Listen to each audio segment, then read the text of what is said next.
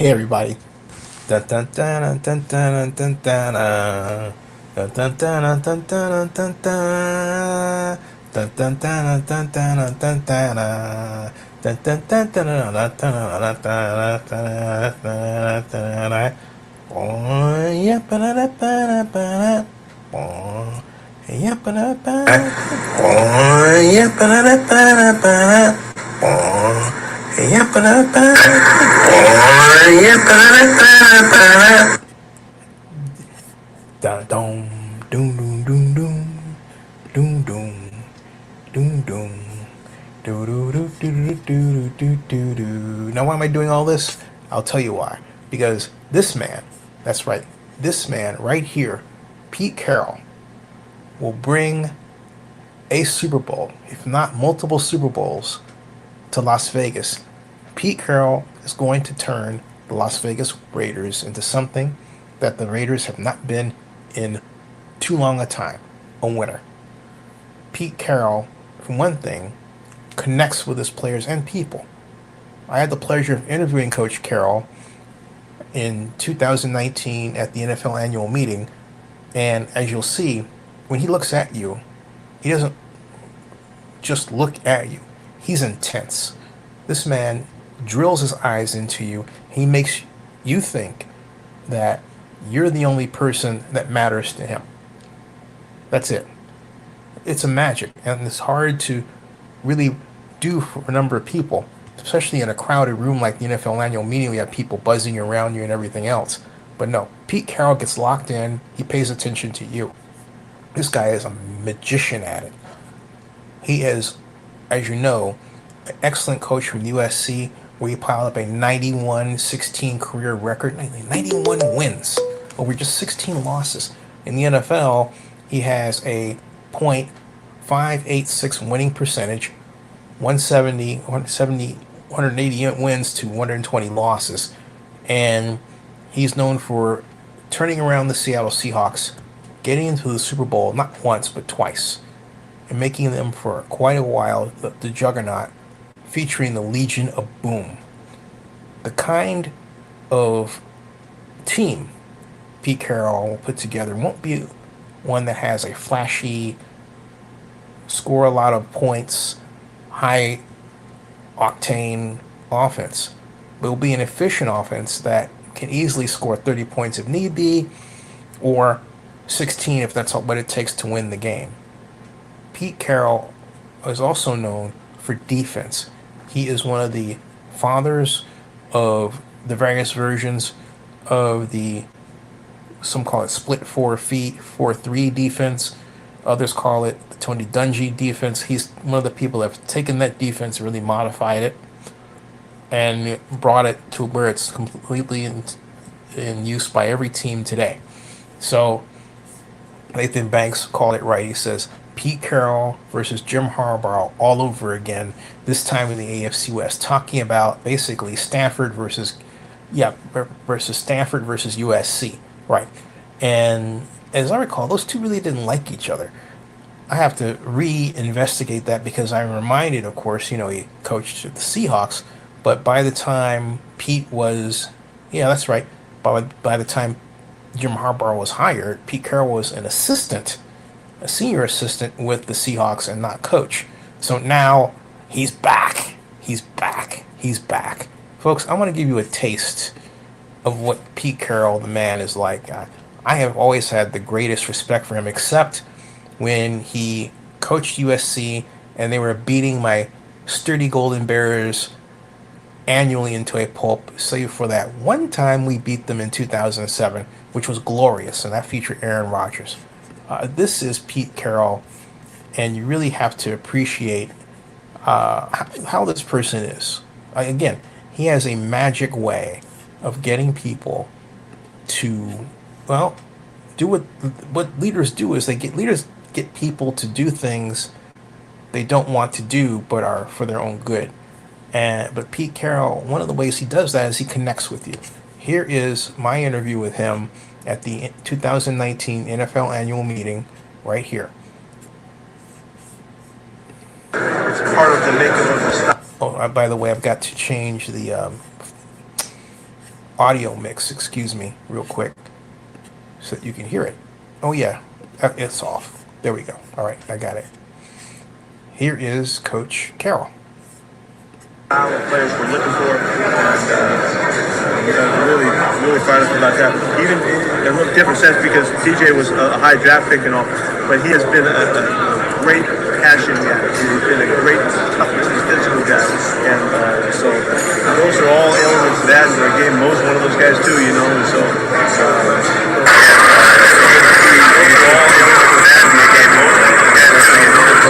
they're going to be accepted readily. Our guys are going to see that they're the kinds of guys that we like building our team around, and they're going to be a big factor.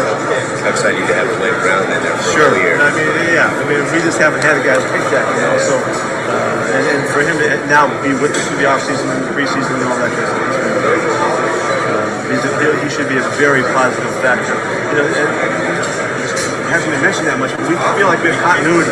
You know, we haven't said that in years. We feel like we have continuity in our line, so looking forward to it. How do you feel about, for the first time in a number of years, you guys probably won't be the favorites in your division? I never knew that one way or the other. Hey, Coach, there's a lot of talk around the tables about the run-pass option. Do you feel, and you've conducted analysis of what other teams have done, and you feel like you have to pressure or design new systems? Good question. It has become more apparent. I think Philadelphia probably did the best job of that last year. Having won the championship, okay, so everybody's watching. I don't think it changes the game much. It's not, but the awareness for the players playing that concept exists. There are plays that are going to be a run play that is a pass play. It does call for a little bit of adjustment for the defensive players. And it's a good style of football. It's been born out of the college game, which is awesome. And so there's a little bit of a transition of it, and I think we'll see more than ever. And then it'll have its run, and it'll be pretty normal. Was there college, like for example, Chip Kelly did it extremely well. If you were to, and I don't want to put you I don't know that Chip's that guy, but go ahead. Okay. If you were to copy a system, would it be the Oregon system or the Auburn system? There are a number of systems at the college level that have been exceptionally successful from the run past. Yeah, I think Gus has been more so than Chip was. You're caught up in that because of the no huddle stuff. Sure. That didn't mean that they were doing that stuff, but certainly Gus Malzahn has been a great advocate of that. And there's been some other wonderful guys that just created new style of offense. Kind of born out of the fast game and then the speeded up game and the spread game, and it's been part of the game. It's not maybe as big a factor as everybody's making it out to be, but it's an exciting new factor that's shown. You see use of the inverted veer where the quarterback, instead of the read option going outside, he comes inside. I haven't seen an NFL team do it yet, but it seems like of all the teams in the league, yours is the best equipped to do it. Well, Russell is as equipped as you can get, maybe other than Cam Newton. So he certainly has given us run-pass options throughout his career, and because of his versatility and also his point guard kind of makeup, he is one of those guys that does give us the opportunity to do all that. Hey, thanks for your time. Sure. Appreciate it. All right. Yeah. See what I mean? You know what he did? You saw how he did that, right? Okay. He turns and he looks right at you. Hey, John Akala. John Akala's a good hire. I heard Coach Carroll goes. Yeah. Good hire. I heard, but Chum Chuga. Come true. Yeah. But did you see that, folks? Okay. He really tunes in on you. Notice how he turned to me. He gave his attention right to me, answered the questions. He didn't give me, and some coaches have done this while you're trying to be smart sort of thing. I'm not. I'm a football strategy junkie, and there are fans like yourself who appreciate talking about football rather than the gossip part, which I believe some reporters do because they really don't understand football, right? I love the strategic history of the National Football League, and Pete Carroll's been a major part of that. But he turned and he gave his body language, and I didn't focus down to his whole body, but he had turned his whole legs. He had folded one leg under the other, and he was talking right to me, making himself comfortable, and I was mindful of the fact that there are people waiting for him. Right, I didn't want to hog the situation, but I had questions. In fact, the legendary, my friend, the late John Clayton, was right there waiting. But Coach Carroll, in the 3 minutes plus that we had, or I took really, it was magical. And I say that because that's the kind of person you want to like, because that person's listening to you, right? That's Pete Carroll's secret. It's really that simple, folks. He likes people. Some people say, well, he's a player's coach. I'll go beyond that. He's a people person. And he's mastered the art of making everybody feel special in the room. You could tell it's second nature to him. And he's going to bring that to the Raiders. He's going to bring a lot of people together because of that. And he's going to change the Raider culture to something like it should be and years ago. Okay, years ago. All right. John says, who do you think he should get as offensive coordinator? That's a good question. I think, well, I don't know if he'll want to do it, but I think David Shaw, the former Stanford coach, should be his offensive coordinator. I think Coach Shaw would be perfect for him. Now, if David wants to take the kind of step, who knows? I know that he's allowed his name to be bandied out there as a head coaching candidate, not necessarily a candidate as an assistant. But I think David Shaw, as, let's say, offensive coordinator, assistant head coach, would be a perfect fit for the Raiders because, look, Coach Carroll, I don't believe, intends to coach through his 80s. He's 73, so you're looking at 7 years. And he may want to retire when he's 80, or someplace, around that point, right?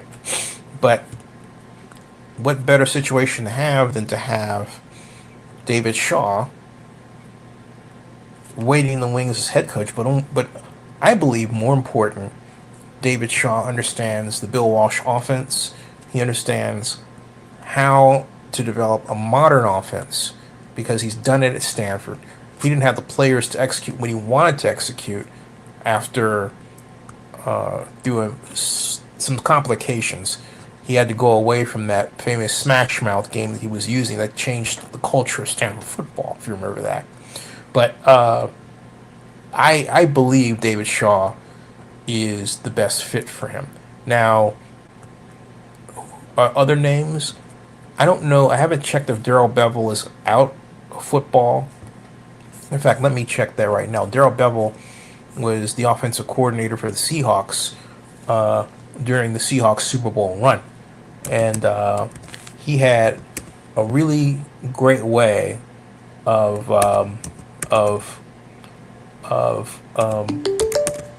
developing an offense that left Russell Wilson sort of a window or an option to run, right? I mean, it was really frustrating. Really frustrating. Yeah, he is the passing game coordinator, Darrell Bevell is, and quarterbacks coach for the Dolphins.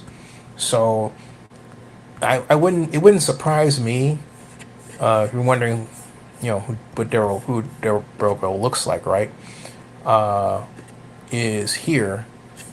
It would not surprise me if Darrell Bevell was that person because of their relationship. And so I think,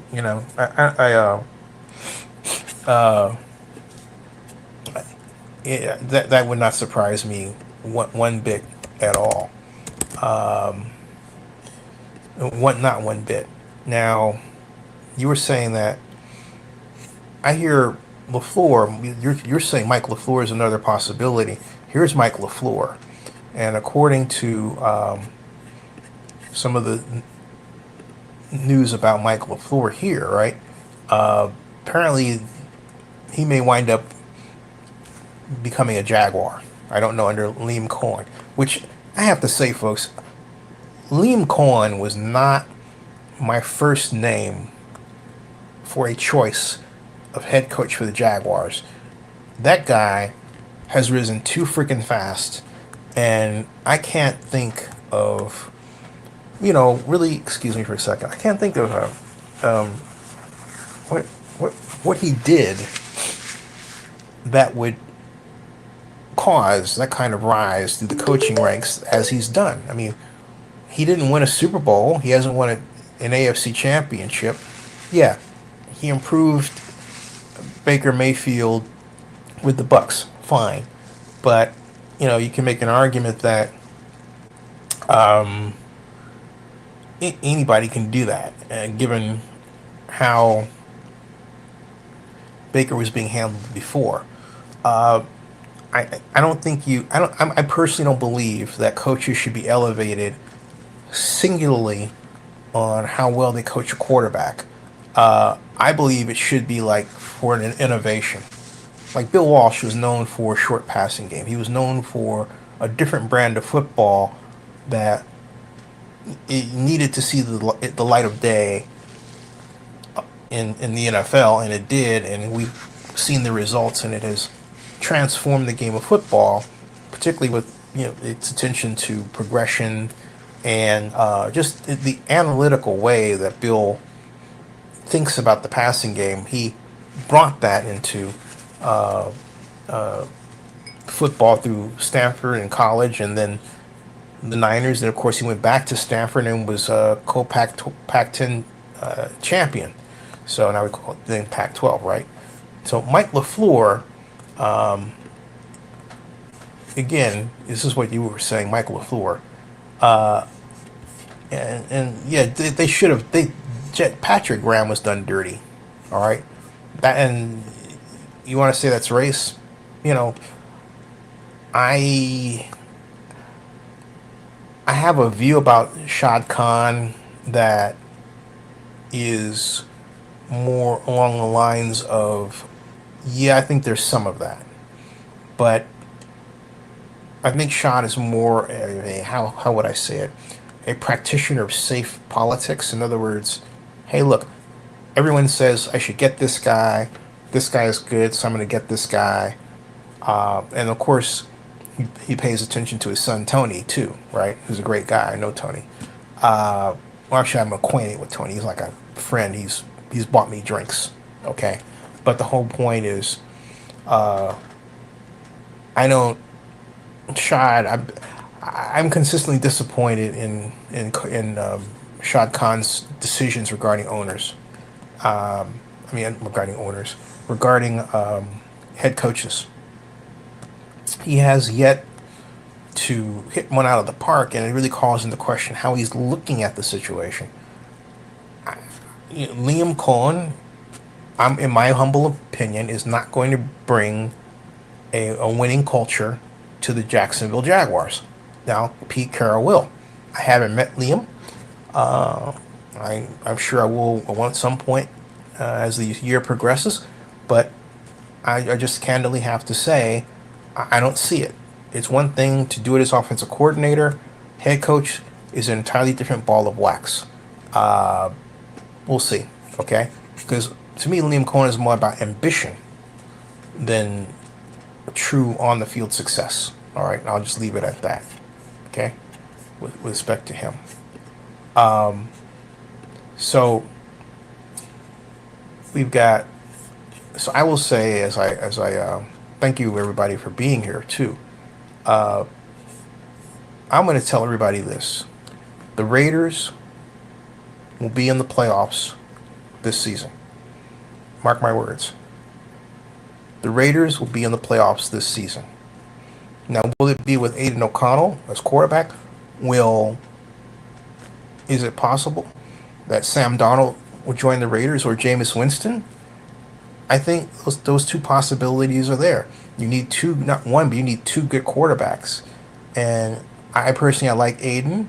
He's been a fantastic Raider. And I'm willing to say, hey, look, have him as number one. But also, if you're going to change your offense wholesale, all right, and you're going to change your culture wholesale under Pete Carroll, much more this change is going to be much more than any other.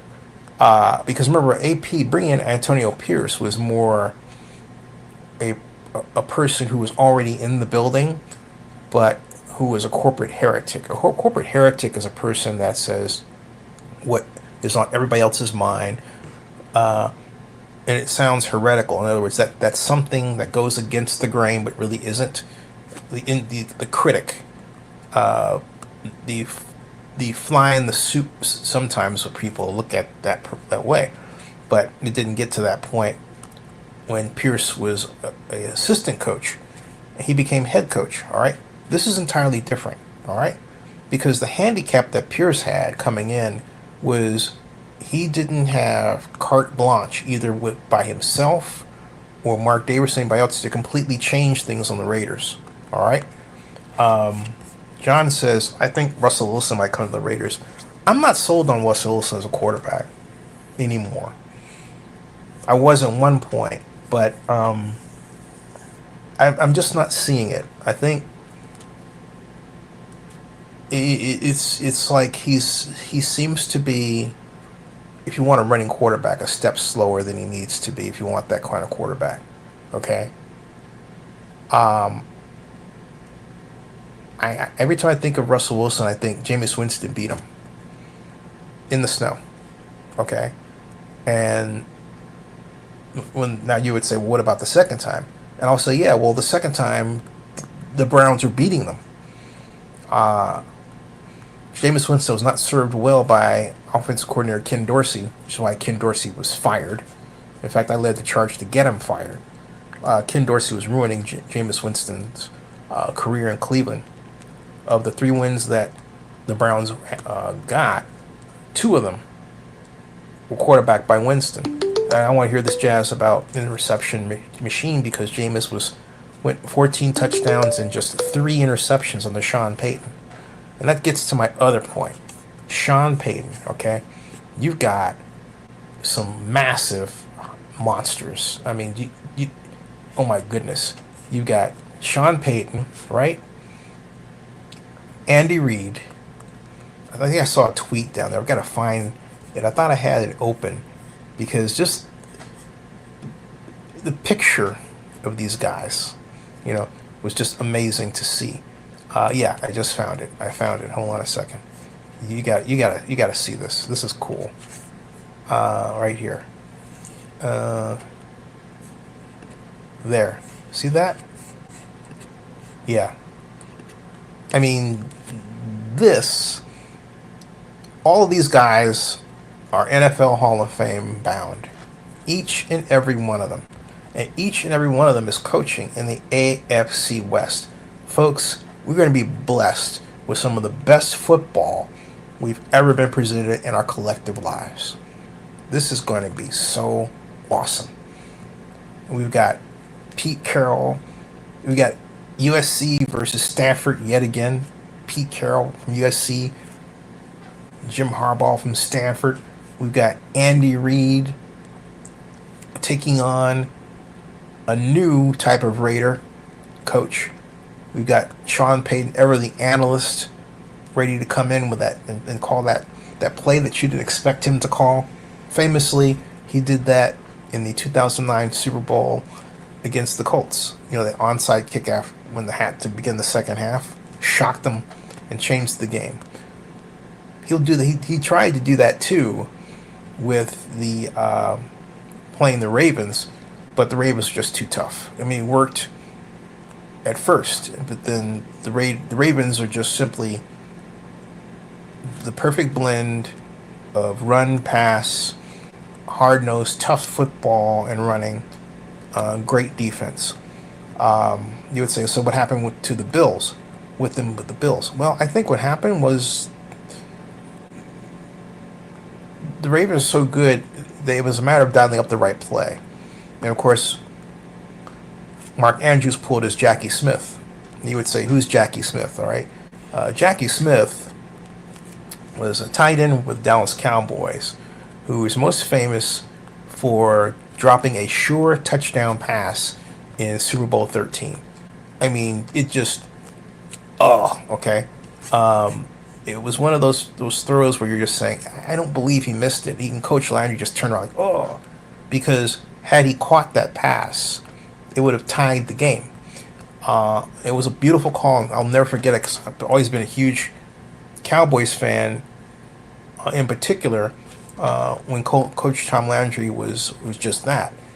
Why? Because I've always been a person interested in the techniques of football. Well, to be honest, I wasn't interested in football until I discovered Tom Landry of the Dallas Cowboys and how Landry applied engineering and feedback and control systems and engineering look at football and created the multiple offense and flex defense. And I had the pleasure actually going to Dallas Cowboys headquarters in 1979. They invited me. I went to 6116 North Central Expressway, 11th floor. Got off the elevator, turned this way. Yeah, I was a kid. First time I ever traveled by myself. Thanks to my mom. And they gave me 8 reels of film. And I say all this because it was really a treat. That changed my life. It really did. Tom Landry was the head coach. And so I believe that kind of analytical football is the best way to go. I really do. And I think what I was going to say basically is that innovating, and this gets back to Sean Payton and the others, all of the coaches that we're talking about in the AFC West are innovators. You can name what they've done with, for example, Jim Harbaugh, as you know, was famous for Colin Kaepernick and the first version of the run offense that now Lamar Jackson is running, and the Ravens, right? And then Sean Payton, of course, with his version of the Bill Walsh passing game and with the Saints, and he's modified that brilliantly with the Broncos and mixed a little bit of Oregon in there with it. And then, of course, we have Andy Reid with the cool shifts that are reminiscent of the Kansas City Chiefs of the 70s, but also mixed in with his version of the Bill Walsh passing game, but with a lot more movement plays built in. And then, of course, we have Pete Carroll. Well, the question mark is exactly what kind of offense he's going to put up there. And I think John says Mike LaFleur. I think, and that'd be okay, interesting. But I think David Shaw would be a better choice myself. But LaFleur is also, it says here, could Mike LaFleur rejoin Robert Saleh, this time with the Jaguars? All right. And right now he's the offensive coordinator. LaFleur is for the Rams. But I don't know. See, I don't see him jumping. If Mike LaFleur is going to make a move, let me put it this way. Why should Mike LaFleur come to the Raiders, all right, when he's already at the Rams offensive coordinator, okay? That's what I'm getting at. Whereas Darrell Bevell is the quarterback coach and passing game coordinator, so offensive coordinator would be a step up to what he's done before with the man he worked for before. So to me, that's more logical, much more logical. So anyway, there it is, folks. I will come back with more later. I'm interested to see your view, and thanks for visiting. Go Raiders. Again, I'm going to say this. The Raiders are going to be in the Super Bowl. Heck, I'll say it. The Raiders will win the Super Bowl this year. You hear me? That's a lot of pressure to put on Pete Carroll and company, but I have that much of a belief in his ability to convince players to play for him and get the most out of them. I really believe he can do that with the Raiders. I really do. And all Mark has to do is step out of the way, which he'll do, because Mark really is one who wants to see his team run like a system, like a fine watch. and enjoy the results. All right. I'll see everybody later. Okay, thanks.